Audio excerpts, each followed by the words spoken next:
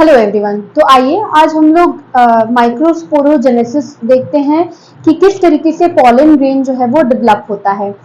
Microsporogenesis इसका मतलब है कि माइक्रोस्पोर का फॉर्मेशन।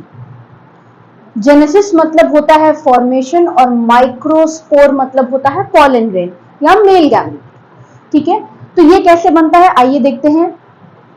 एंथर को जब हम कट करते हैं तो और उसमें जो 4 लोब्स प्रेजेंट होते हैं, 4 चैम्बर प्रेजेंट होते हैं, वहां पे स्पोरोजेनस सेल्स प्रेजेंट होते हैं जिनको आप प्राइमरी स्पोरोजेनस सेल्स कहते हैं। ये प्राइमरी स्पोरोजेनस सेल्स मॉडिफाई होके बनाती हैं माइक्रोस्पोर मदर सेल जिनको हम पॉलन मदर सेल भी कहते हैं, और इसमें मियोसिस होता है और बनता है माइक्रोस्पोर। ये इसकी प्लॉइडी डिप्लॉइड होती है और जब मियोसिस होती है तो 4 पॉलन ग्रेन बनते हैं, मतलब कि एक सेल से 4 पॉलन ग्रेन बनते हैं और इनकी प्लॉइडी होती है हैप्लॉइड। अब ये जो डेवलपमेंट होता है ये 2 तरीके से होता है। कोई भी मियोसिस होगी तो न्यूक्लियस का डिवीजन होगा ही, मतलब कि सेल डिवीजन होगा। तो ये जो सेल डिवीजन होता है ये 2 तरीके से होता है। जो वॉल फॉर्मेशन है साइटोकाइनेसिस, इसके बेसिस पे, या आप ये कह सकते हैं कि वॉल कब बन रही है इसके बेसिस पे ये 2 तरीके से होता है, साइमल्टेनियस टाइप और सक्सेसिव टाइप। अच्छा, साइमल्टेनियस टाइप क्या होता है? ये डाइकॉट में मिलता है। इसमें जो माइक्रोस्पोर मदर सेल होता है इसमें फर्स्ट मियोसिस होती है, मियोसिस 1 और मियोसिस 2। इसमें जो वॉल फॉर्मेशन होता है वो सबसे लास्ट में होता है, मतलब कैरियोकाइनेसिस होगी लेकिन साइटोकाइनेसिस नहीं होगी। साइटोकाइनेसिस होती है सबसे एंड में। इसीलिए इसमें जो पॉलन ग्रेन बन रहे हैं ये टेट्राहेड्रल शेप में अरेंज होते हैं, मतलब 1 2 3 और एक पीछे के साइड में। ओके, अब दूसरा देखते हैं सक्सेसिव टाइप क्या होता है। सक्सेसिव मतलब साथ साथ न्यूक्लियस भी डिवाइड कर रहा है, उसके साथ ही साथ आपका सेल वॉल भी बन रही है, तो इसको हम बोलते हैं सक्सेसिव टाइप। ये मोनोकॉट्स में दिखाई देता है। इसमें माइक्रोस्पोर मदर सेल में फर्स्ट मियोसिस होगी तो 2 सेल बनेंगे और यहीं पे वॉल फॉर्मेशन हो जाता है। देखिए डिफरेंस, देखिए आप इस जगह पर और इस जगह पर, यहाँ पे वॉल फॉर्मेशन नहीं हुई। साइमल्टेनियस वाले में ये वॉल फॉर्मेशन नहीं हुई, लेकिन यहाँ पर वॉल फॉर्मेशन हो जाती है मियोसिस फर्स्ट के बाद। अब जब मियोसिस सेकेंड होता है तो फिर से वॉल बन जाती है और यहाँ आपको आइसोबाइलेटरल टाइप का अरेंजमेंट दिखता है, मतलब कि इस तरीके से वॉल फॉर्मेशन होता है। ये जो माइक्रोस्पोर होते हैं चारों के चारों, या आपस में कनेक्टेड रहते हैं बाय कैलोस। इनकी जो वॉल होती है कैलोस से ये अटैच्ड रहते हैं, इसलिए ये आपको एक ग्रुप के फॉर्म में दिखाई देते हैं। तो ये हो गया पूरा माइक्रोस्पोरोजेनेसिस।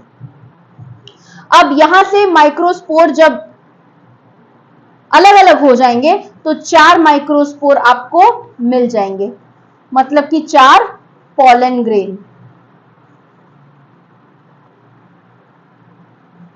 ठीक है, तो अब आइए हम एक पॉलन ग्रेन का स्ट्रक्चर देखते हैं।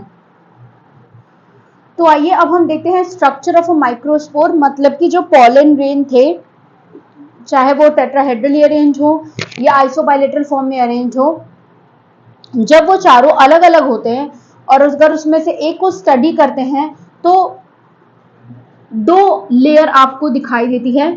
जो आउटर लेयर होती है उसको एक्साइन कहते हैं और जो इनर लेयर होती है इसको इंटाइन कहते हैं। एक्साइन जो है वो स्पोरोपोलिनिन की बनी होती है, यही स्पोरोपोलिनिन टैपेटम रिलीज करता है, मैंने आपको पहले बताया है। और ये इंटाइन जो है वो सेलुलोज और पेक्टिन की बनी होती है। स्पोरोपोलिनिन सबसे हार्डेस्ट मटेरियल होता है जिसको कोई भी एंजाइम या कोई भी चीज डिग्रेड नहीं कर सकती। इसके हार्ड होने की वजह से ही हम पॉलन ग्रेन को बहुत दिनों तक प्रिजर्व करके भी रख सकते हैं और इसी की वजह से काफी देर तक ये पॉलन ग्रेन जो है वो वाइबल बना रहता है। इंटाइन सेलुलोज और पेक्टिन की बनी होती है, मतलब ये फ्लेक्सिबल होती है। कुछ कुछ जगहों पर ये एक्साइन एब्सेंट होती है, उस पॉइंट को क्या बोलते हैं? जर्म पोर बोलते हैं। वो इस तरीके से होगा, जैसे मान लेते हैं कि यहाँ पे ये जो एक्साइन है ये एब्सेंट होगी, इस तरीके से बनी होगी, यहाँ पे ये वॉल इस तरीके से होगा, इस तरीके से। तो इस पॉइंट को हम बोलेंगे जर्म पोर।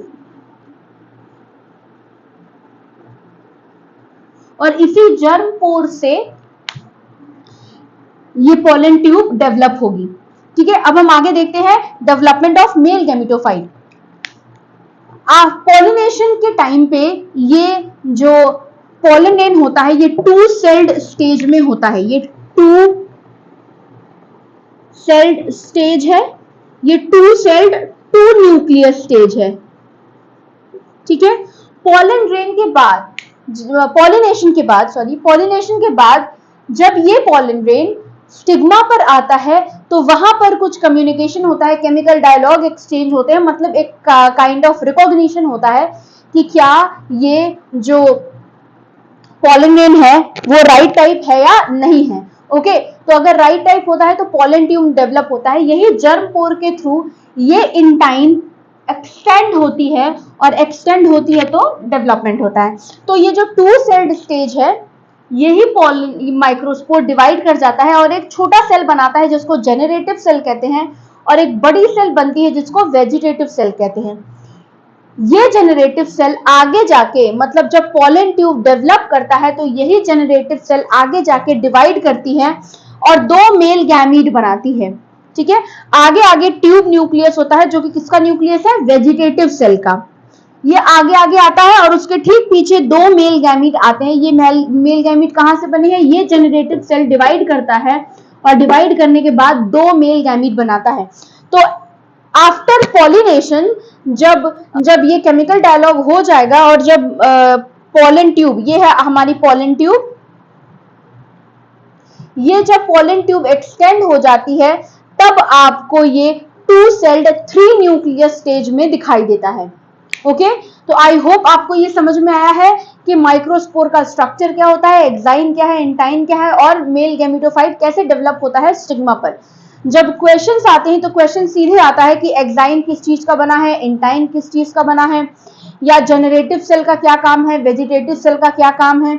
वेजिटेटिव सेल न्यूट्रिशन प्रोवाइड करता है, ये आगे आगे आ रहा है, ये गाइड कर रहा है मेल गैमीट को, और जनरेटिव सेल डिवाइड करता है और इसमें से एक जाके एग से फ्यूज होता है और एक जाके प्राइमरी एंडोस्पर्म न्यूक्लियस के साथ फ्यूज होता है, वो हम आगे आपको बताएंगे।